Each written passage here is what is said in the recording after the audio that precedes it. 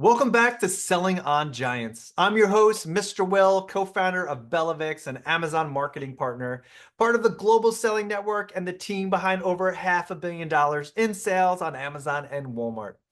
Today's guest is here to help us rethink one of the most overlooked levers for growth, and that's packaging. Joining me is Justin Chen, co-founder of PickFu, a consumer research platform that helps brands test and validate product decisions before launch using real targeted feedback. In e-commerce, packaging is more than just the box. It's your first impression, your inline billboard, and often the difference between scrolling past and a sale. Yet too many brands leave packaging decisions to chance. In this episode, we're going to explore why packaging matters more than ever, how brands can test before going to market, and what the smartest operators are doing to stay ahead as they expand across Amazon, Walmart, Shopify, and beyond. We'll also talk about common mistakes, surprising feedback from consumers, and how packaging should evolve when entering new marketplaces. Let's jump in. Welcome back to Selling on Giants. Today's episode focused on why packaging is a make or break factor for e-commerce success. Here's what stood out from our conversation with Justin Chen, co-founder of PickFu. First and foremost, packaging drives conversion. It's often the first interaction consumers have with your product. If it doesn't resonate, they scroll past. Two, testing before launch is critical. Brands can use tools like PickFu to validate packaging designs, messaging, and visuals before going live, reducing the guesswork and risk. Three, common mistakes can cost sales. Brands often overlook clarity, readability, and marketplace requirements, which can lead to poor performance and negative reviews. And last but not least, packaging must evolve across channels. What works on Amazon may not resonate with Target or Walmart. Successful brands adapt packaging for each marketplace while maintaining brand consistency. If you're scaling in today's crowded e-commerce landscape, packaging isn't something to overlook. Smarter decisions at the packaging level lead to higher conversions, better reviews, and long-term brand equity. Let's dive into the full interview with Justin. Hey, Justin, thanks so much for being on the show. I'm excited to have you on board and to talk about one of my most interesting topics because I don't have a lot of experience around this, smarter packaging and what it means for e-commerce brands. But before we get started, I want to introduce you to my audience and get to know you a little better. So with that being said, let's start with your background. What inspired you to create PickFu and focus on consumer research and package validation? Yeah, thanks for having me on the podcast, Will. So kind of a interesting background to how we started. My co-founder and I started PickFu. We're both software people, so we didn't come from the world of e-commerce or anything or research even. But we were building a completely different business. We were building a website, like a restaurant directory, and we were going through a redesign process. And we had two different designs, and we both couldn't agree on which one we wanted to use. So, being nerds, we said, well, we should get some consumer feedback. Um, but we were tired of asking our friends and family, and any entrepreneur can probably go through this phase where they start asking their friends and family for feedback, but at a certain point, you realize that they're not giving really good feedback. They're probably not even your target audience, and so we were kind of done with that. So, being nerds, we decided to build a solution for ourselves, and that's where PickFu started as a side project many, many years ago.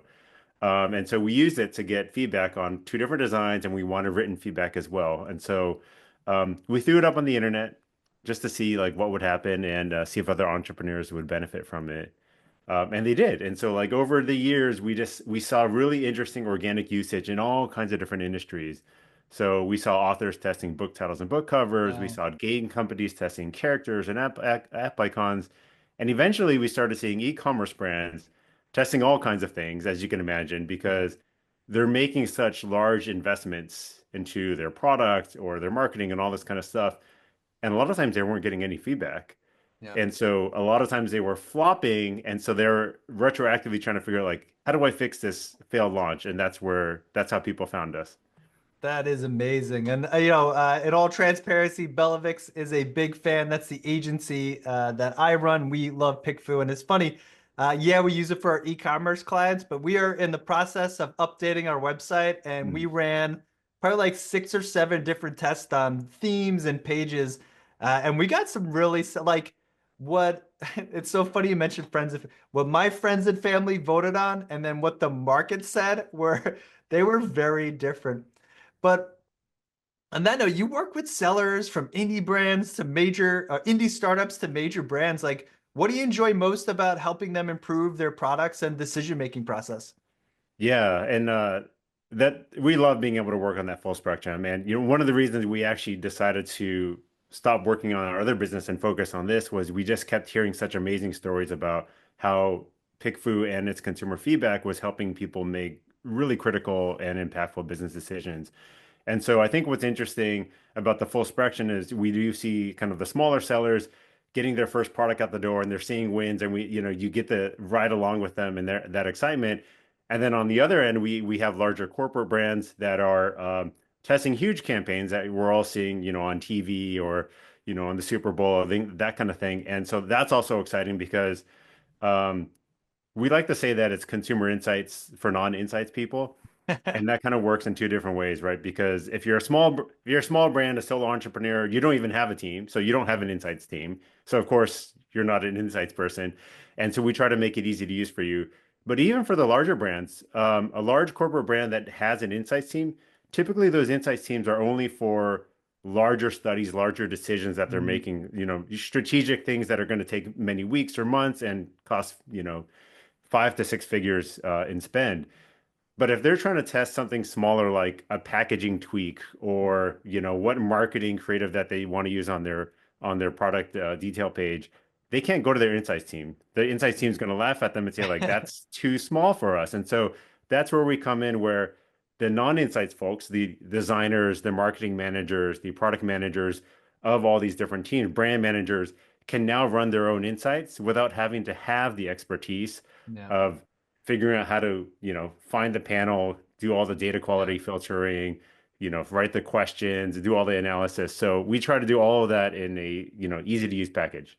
Yeah, and you guys hit on the head. And a lot of times when I talk to brands, especially smaller brands, like to your point, it's incremental improvement leads to long-term growth. And like what's really great about your product is like you can test that. And what's great is you Mhm. can run tests on PickFu and John, oh my God, I forgot his last name. Your ambassador, John, John what's his name? Aspinall.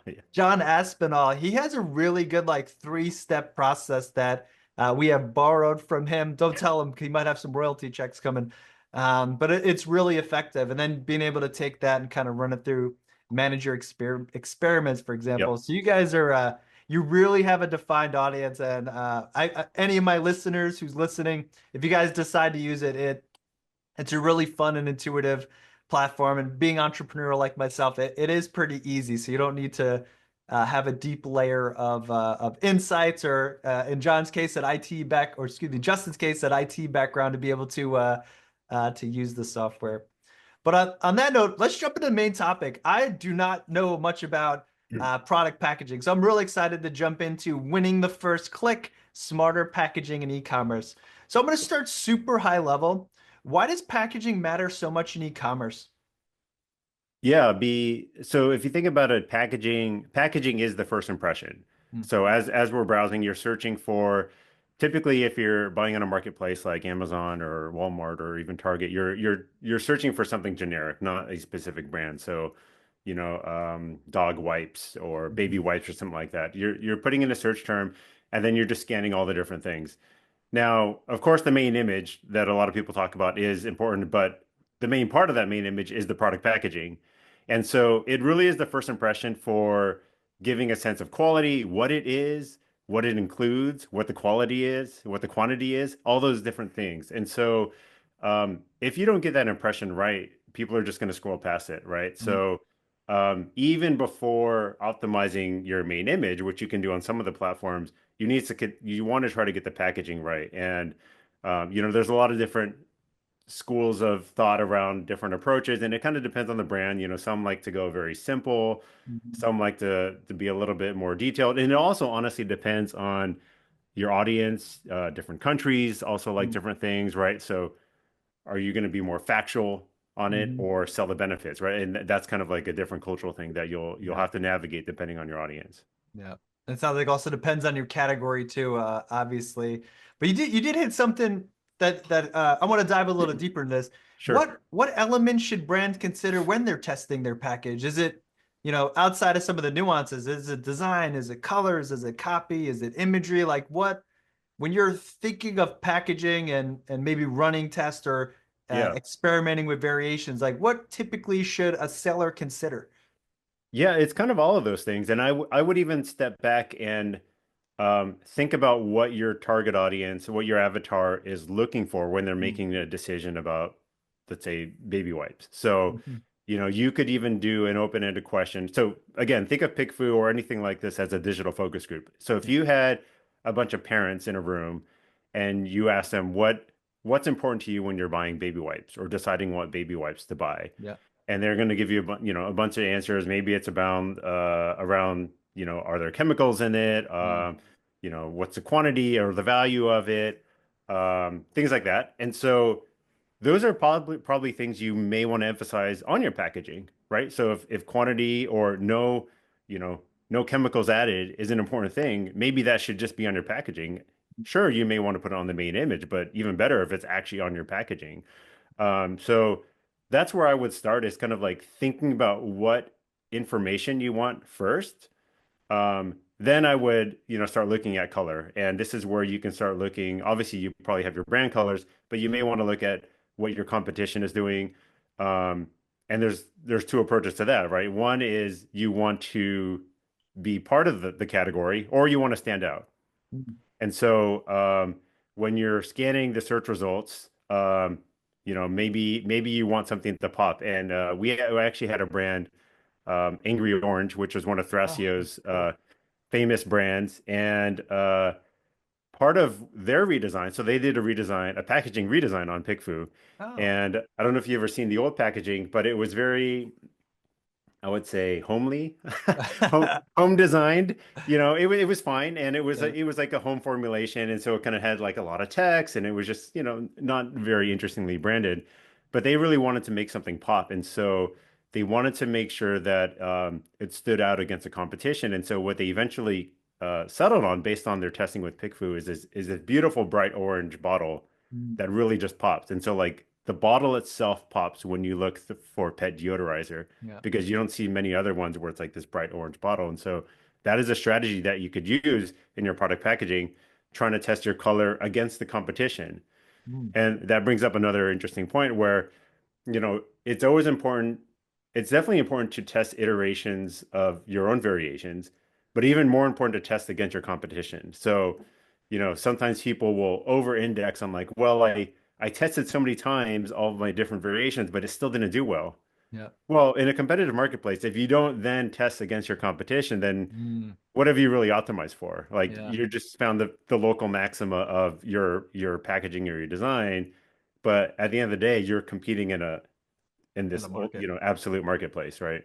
Yeah. That's some really good points. And that's, consideration. So if I'm a brand and I'm launching, there's nothing wrong with blending into the category, and there's obviously some Yeah. advantages that are part of that.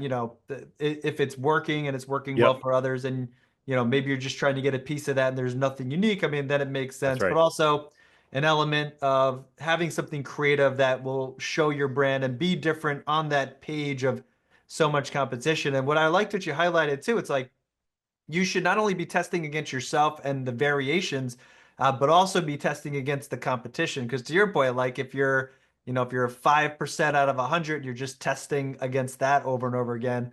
The real opportunity or the real data is going to come from, what the top sellers are doing and how you can differentiate yourself from there. That's right. Beautiful. Awesome. Well, I'm going to go a little deeper now. Let's jump into some more intermediate questions. What do you think are the most common mistakes brands make when designing packaging for platforms like Amazon, Walmart, and their D2C? Let's just say Shopify for argument's sake. Yeah. I guess the first obvious mistake is assuming that your preference is your customer's preference. Hmm. So we kind of talked about uh, that before, and also like assuming that you could just ask your friends and family, those kind of things, not getting feedback from the right places. And so I think that's more common than we'd like to admit, because I Mm. think we all think that we have pretty good taste or understanding of the market. And I think this is particularly common in the creative space, right? Yeah. Because I think people who are innately creative, they kind of think that they've got the right approach to things. Yeah. And I don't want to, I'm not trying to bash on them, but like um, we've heard the concern that from some creative folks that we're worried about testing because we feel like it's going to be stifling.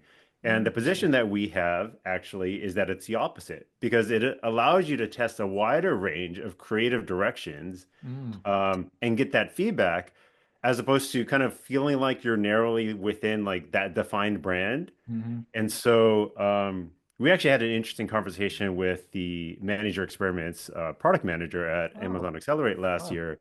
And he was telling us that one of the issues that they see with manager experiments is that people tend to run experiments that are too conservative, right? Oh, Because by definition, you're running a live A/B test. One of them is going to lose. You're losing money on one of them. yeah. And who wants to lose money just to gather data, right? So, but what we found, and so a lot of times like it would take weeks and weeks and maybe not even get to statistical significance. Yeah. But what we found was that when people use PickFu to try a lot of different creative directions and actually feel validated because they tested against their competition, then when they go run their manager experiments with a much more aggressive Mm. design, it finishes within a couple weeks and it gets statistical significance much faster because now they can confidently run that A/B test. And that's the same with packaging, right? So now you can more confidently say like, hey, we're always very conservative with like this beige color. Maybe we should try black. Maybe we should go with pink. And but you don't want to just try that. You don't want Right. to just like do a run of packaging and be like, that's what we're doing. Like you want to get some feedback, right? Like, does this feel on brand? Like, would you still buy these dog wipes or these baby wipes if they were, if they were black colored or whatever it is, right? Like you want to get that feedback earlier. Yeah, and what I like about that, I think that also why we use it on the agency side is like the degree of confidence you can recommend changes. So I'll say like, typically we hold monthly strategy calls, and that's where we'll present the results of some of our Mm, tests. And boy, if I could describe their faces when they see, so because sometimes the significance, like sometimes it's like it blows it out of the water, and it's like this yeah. small change could lead to big results, and then we double down and we put that into manager experiments. And I'd say more often than not, the data we get in PickFu is aligns with the results we'll end up seeing on Amazon. Hmm. So I don't know if there's a data confidence is like the correct terminology, but Yeah. we definitely see that on our end, and I'm sure you see it on your side with the variety of brands Yeah. and challenges running through packaging and all those other tests you see on your website. Yeah. I guess the going back to the original question, one of my other mistake that people make is um, kind of ignoring a thumbnail test. So kind of like a squint Oh, test, interesting. right? And because a lot of times you're designing something and it's like really big, you're seeing like the hi-fi version of it. And of course, like it looks amazing, but then, it's only going to be like 100 pixels Yeah, tall a lot of times.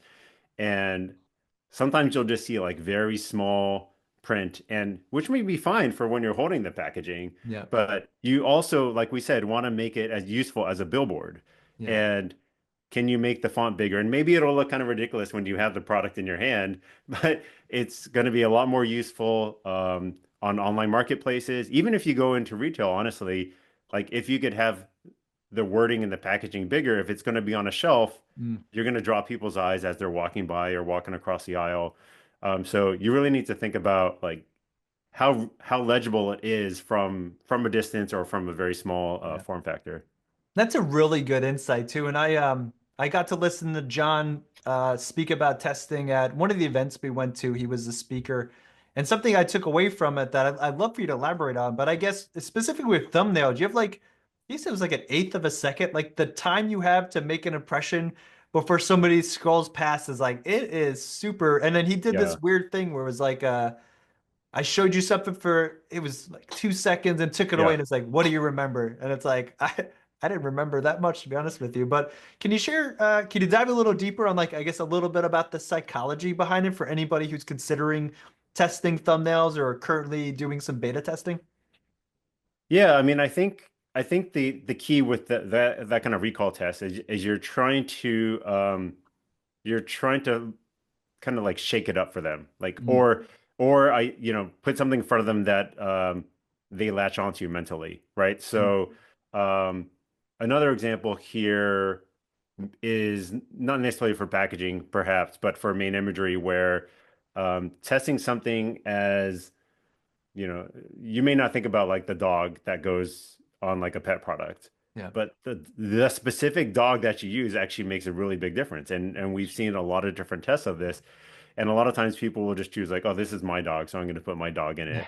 But like maybe that dog doesn't test well. But Yeah. like, if you use like a very interesting looking dog, then maybe if you did that 2 second test, people were like, oh, I remember one of the products like had like this really interesting dog and it was sitting on like this mat in the car or Mm, something, if that's what you're trying to sell. And that could be the thing that hooks them, right? And so mm. you're just trying to draw connections with people like very, very quickly, so they can draw that mental connection. And maybe it's a dog, maybe it's a certain color, maybe it's an orange bottle. Yeah. If you were just to look at it, be like, oh, I don't remember, but one of them had an orange bottle, Yeah. right? And so, what is the thing that they're going to take away from? And even if you decide to do the same color palette, maybe it's a different, package shape or a different font, so something that's going to stand out. That's really interesting too. And yeah, the dog thing, we work with a bunch of pet brands, and I can't tell you how many times it's like the same brown little fluffy dog. And what kills me, it's like small, medium, large, and it's all the same cute puppy in the main image. But I get it, cute puppies sell. So, but that's a really interesting insight. I'll have to have the team run some tests. Yeah. Um, but for brands on a budget, like when is the right time to start testing packaging and how much should they invest? So like you mentioned the Thrasio brand that they took Yeah. over. Obviously, probably version one was an MVP, and then this thing had legs, so they decided to invest and actually start cleaning it up and making it more presentable. Do you have any insights on how soon you should start? Is this like pre-launch or any insights you could share with some of our brands that may be considering launching products, whether they're existing or new to market? Yeah, if it's packaging, ideally from the very beginning. Hmm. You don't want to have to go through a redesign and change out the packaging. And so when we were talking to Mallory at Thrasio, who's the creative director, she was saying that the redesign was going to cost them $50,000 in terms of like, redoing the packaging and kind of like changing all the, marketing materials and all that kind of stuff. So it was a big investment that they wanted to make sure that they got right. Um, so pre-testing all these designs, because the nice thing about packaging design is you don't have to have the actual packaging printed yet, right? These are all digital designs that you're testing. You can make very good 3D renders now. So the earlier you're doing this before you've even printed any packaging is the right time to do it. All the other stuff you can, main images, all that kind of stuff you can optimize later, but packaging you kind of have to get right from the Yeah. beginning. Or if you know you're going to go through a redesign, like that's also the right time to do it. And it honestly doesn't take that much money to run a few iterations of these tests. Mm. Probably like I think they only spent a few $100s on the number of tests that they ran, Oh, beautiful. and that helped de-risk and give them confidence Mm. in this $50,000 packaging change.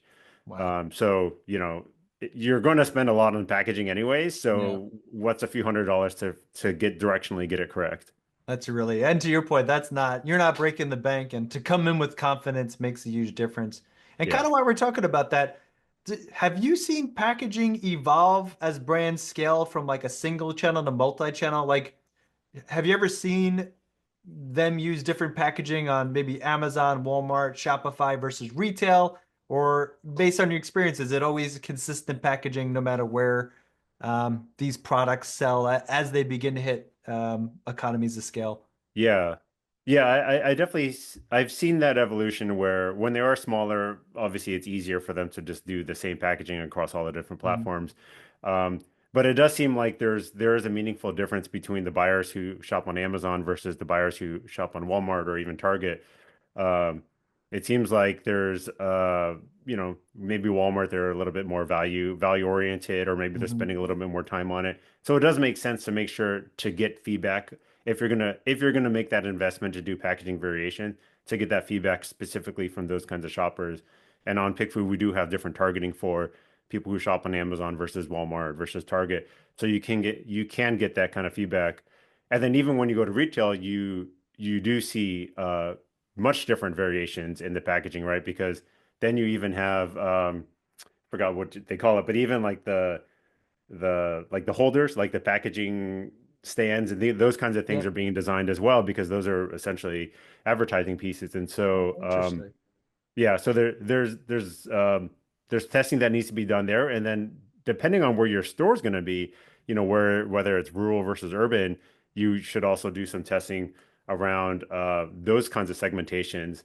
because we've even seen differences where um, like package quantity, like the quantity that people are looking to buy, and then also the packaging that they respond to differ by people who tend to live in smaller dwellings versus like people who have homes, right? Like that's kind of Interesting. like the like, oh well, I don't want like a giant pack of stuff, and maybe my value prop. What's important to me about a product isn't necessarily the quantity or the value, but like the quality, Yeah. and it could be different for a different community of people.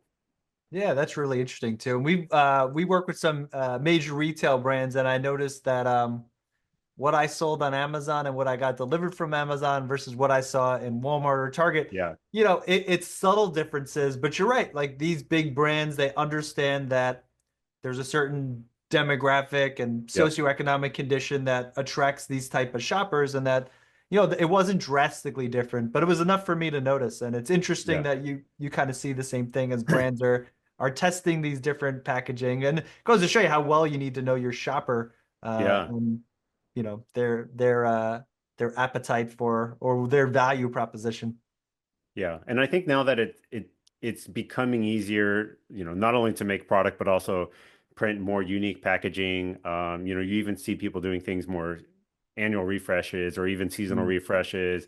You're seeing greater variety of flavor and quantity variations as well, so that you can tailor all these different kind of hyper markets. And so that seems like a trend that's only growing, and that leads to even more testing, right? Because Yep. you need to get it right if you're going to be that specific. It's not Yeah. just toilet paper anymore, right? Like, Yeah. maybe it's especially in the snackable goods, right? Like Yeah. it's getting very hyper focused.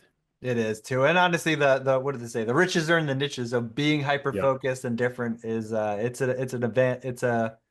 an advantage, and good brands are able to kind of capitalize on that. I have one more question before we jump into PickFu, and this has been really interesting so far. Um, so we have like a lot of brands that expand globally, and we also bring Mm. brands from offshore, onshore. So do you have any advice for some of these global brands that are balancing localizing packaging needs with a consistent brand identity? Oh, yeah, interesting. Yeah, that's a difficult one. Definitely the first consideration as you're expanding is to make sure that the branding resonates. Yeah. Because sometimes you actually have to do a branding change Hmm. depending on where you're going. It Yeah. could be because of the name, translates poorly or sounds sounds offensive in the native language, or even just like the logo or like the kind of like the brand theme or voice is doesn't resonate either, right? Is Yeah. maybe if it's the very loud brand, but it's a very reserved culture, like that may not go over well. So I think Hmm. the first thing is always making sure that the brand itself is going to resonate. Um, but then, yeah, I think the interesting thing is not only are you having to do product validation, but also the packaging and the marketing material validation to make sure that how you're communicating it uh, is going to resonate. Um, I I think to keep the brand consistency, I think that's a bigger strategic question around, you know, if we're going into this country, are we going to maintain this exact same brand voice, Hmm. brand colors, even like a lot of times it can be quite different. And especially if you're going to partner with like a local company to either potentially license or redistribute, Hmm. I think those factors have to be considered. Um, but yeah, I've seen more mistakes from not gathering any feedback at all. So as long as you're factoring all of these things in, I think you'll have success in launching into different countries. I think that's solid advice too. And I know we've seen it in the US where you'll be shopping around for products, and sometimes when it comes from offshore, the Yeah. English translation. And I also find that Amazon specifically, that's where we do a lot of work, the how they localize things automatically don't always really Uh, resonate, or it doesn't translate well. yeah. So I think Which is that's why what's you want to do it yourself to make sure that the yeah. auto translate doesn't mess it up. The one caveat I'll put to that is that um, you got to know your audience because sometimes it's better to look more authentic. Yeah. And so, I remember John Aspinall was talking to a seller from Korea, and Mm, they were, bringing beauty products over, and they were actually thinking about rebranding it with some like American sounding thing. And John was like, no, no, no, like we want the Korean beauty products, and so we want them to to look Korean and to sound Korean. yeah. And so, don't make the mistake of like trying to assimilate your product too Mm, much, right? Because maybe the value is that you're coming, from a particular country or area that's known for producing those goods, and so you want to keep some of that identity, but mm. just make it, communicated and accessible in the target audience. So there's a lot of lines to tiptoe around. Yeah, yeah, and we're only touching on the surface, but obviously, to your point, there's a lot to it, and I don't envy any brand that has to go through it, but that's where the opportunity is, so it's pretty Exactly. exciting. Well, let's dive into PickFu. I'd love to just dive a little deeper, specifically into your software and how you guys do business. So, with that being said, what makes PickFu different from traditional focus groups or post-launch surveys when it comes to package validation and then kind of all you offer to your the people who use your software? Yeah, so first of all, this is a target audience that you're going to reach out to. This is not your actual customer. So, a post-launch survey or, like a survey that you include with your packaging would be directly to your actual customers who paid Mm, for it. This would be kind of like a representation of your potential audience. So you could mm, do targeting by different demographic or behavioral traits. So people who have dogs that drink coffee that mm. are, 18 to 24 could be who you think you have to target. Yeah. And then we're going to go out and tap into the same enterprise consumer panels that Procter and Gamble would use when they're doing longer form research, but we're going to tap into that automatically using our proprietary software, and we're Mm, going to make sure that we find that right human, mm, make sure that they're paying attention when they're doing it, and that they are giving you a high quality response. And so we incentivize them to do that. So they're kind of trying to do a good job. They don't want to get rejected. Otherwise, they're not going to get that incentive.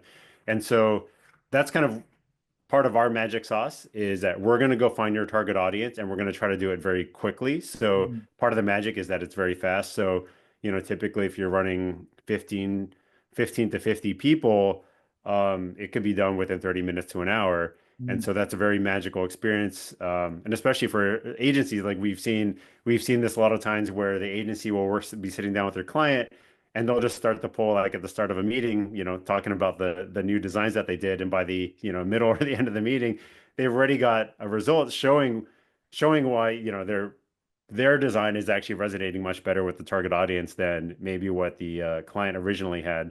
Because I know that's always a sticking point where clients tend to be kind of attached to their existing creatives.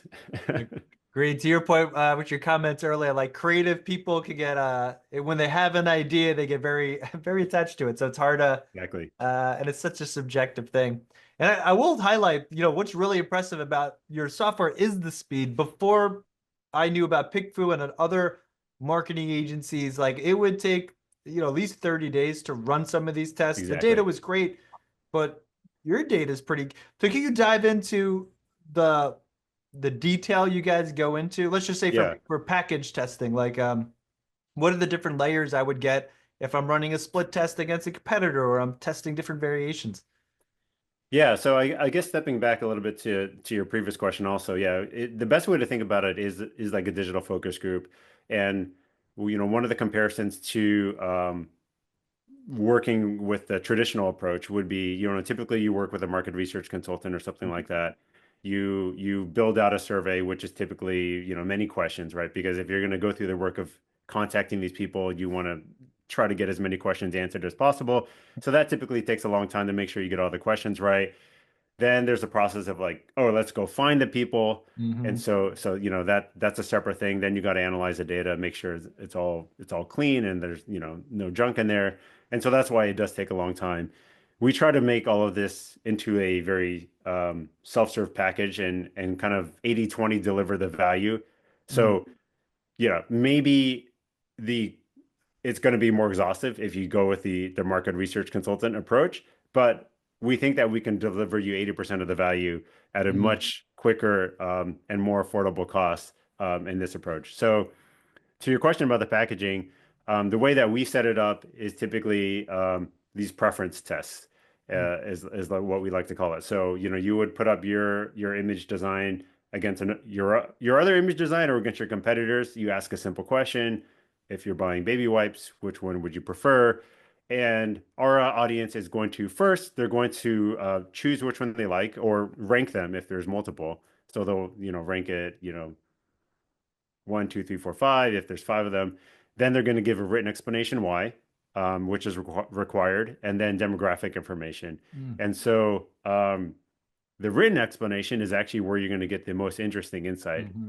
Sure, it's interesting to see what wins, but you kind of want to know why it wins and then Yeah. also why some of the other ones lost because maybe that one was yours and you want to make improvements to it. So Yeah. um, I always say that, people they come for the quantitative, but they stay for the qualitative, right? Yeah. Like they think they just want to know the winner, but it's actually they find that it's more important to understand the Yeah. why. And also, I think it's important to note that you don't always have to go with the winner, right? These are just data points. You're still the decision maker. We're Yep. trying to provide you as much data as possible, and that's why those written explanations and the demographic information is important because you may read through and say, well, these five people seem like, out of all of them, yeah, they were broadly our target audience, but like the way they talk about the product is really who we're trying to go after. Hmm. And they resonated with this one that maybe lost or something like that, right? Hmm. That's up to you to decide. And I think that's an important distinction because people, I think, feel compelled to just blindly follow the quantitative, and that's not what we're trying to do here. Yeah, that makes a lot of sense too. And having just done the website with the team, the feedback we got on the whys is all things we didn't consider. And it's like Yeah. it's nice having somebody outside of friends and family in the organization to come in and be like, that looks like a stock image. That's not real. This, it's just the colors don't go. And you're like, wow, I never really considered that. And then Yeah. as we evolved it, it just, our end product is due to launch soon and it's gorgeous. And a lot of That's that's awesome. due to the information we got from you guys. My last question before I jump onto like the future of e-commerce, which is a tradition here. I love to talk about onboarding, being the agency space and the service space. And I know you guys are, I guess, more of a SaaS platform, but can you talk about, so if we have some listeners who are interested in trying out PickFu, like what does it look like to sign up? Do they get any support? Like how do you work with your customers? Yeah, so we try to make it as self-serve as possible. So it's always free to create an account. When you create an account, you'll answer a few questions about yourself so that we can tailor the experience, and then you actually get a free onboarding poll. So we want Hmm. everyone who comes to experience that magical aha moment of actual humans responding to their thing, because it's one thing to see an example or for me to talk about it, but when you put up your logo or your website or your product and actually start having humans give you feedback on it, then I think it clicks for you. So I definitely recommend everyone just going and trying it for free. Sign up, and then we do have a bunch of templates. So if you don't know where to start, you're not sure how to phrase a question, we have different templates for common things like packaging tests, or maybe you just want to get open-ended feedback on an image or packaging. We have a click test template, so it'll generate a heat map. So we have a lot of those templates. If that's not good enough for you, you could always schedule time with our customer success team, Mm. where actual human customer success um, folk will hop on a call with you. They could help strategize with, a campaign that you're working on. I'm trying to do this. Mm. What series of tests should I run? How should I phrase the questions? So either way you want to do it, whether you want to self-serve it or you want to chat with someone, we can handle it both ways.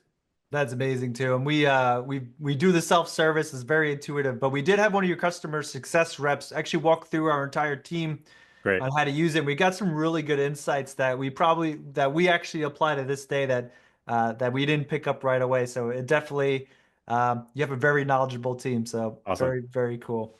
All right. On that note, Justin, I'm gonna ask you to pull out your crystal ball and predict the future. And if it does come true, you heard it here first. But as platforms like Amazon and Walmart, they become more competitive. What role do you think packaging will play in standing out in the next couple years as technology, as AI becomes more innovative, and it becomes, to your point, a lot easier to kind of shift out of packaging and try new things? Yeah. I guess it kind of touching on what we were talking about earlier, I think it'll just continue to get more hyper specific and personalized, kind of like how websites are nowadays, or our expectations with experiences based on AI. Like you kind of expect like a more personalized touch to, exactly what you want. Mm, And I think packaging is going to start evolving towards that, where like, maybe I don't want like you only sold it in threes and 12s before, but like I want it in five, and maybe the packaging is going to speak to me exactly like that. Maybe there's going to be more print on demand packaging, mm, even, like I don't know if Amazon will get into this, but like maybe we're going to start seeing much more digitally rendered packaging, and then yeah. like much more configurable and tailored to our requests and in our personal buying preferences. And then when we get it, it actually is what we thought we bought, right? And Yeah. it was maybe just printed on demand just for me. And that I think is a feasible future, Yeah. probably not too far away. So like there may not even be a need to, do these big packaging runs to start. If we're just like, shipping off like the raw product that can be recombined, and they Hmm. can, do digital packaging, I think that would be pretty interesting actually. That would be. And I think it would really improve the buying experience.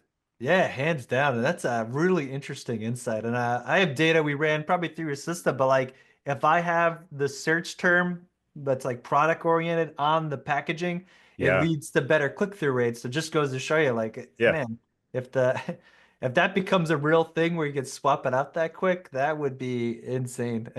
Yeah, like if you're searching for very big dog wipes, and that's like what was on the Yeah. packaging. It's like, oh, of course I need very big dog wipes. And Yeah. when you get it from Amazon, it's like, oh, it says very big dog Yeah. wipes, you know? This is exactly what I was looking for. Amazing. Awesome. Well, hey, Justin, this was awesome, man. Thank you so much for coming on the show. I personally learned a lot just about how to think about packaging, the branding.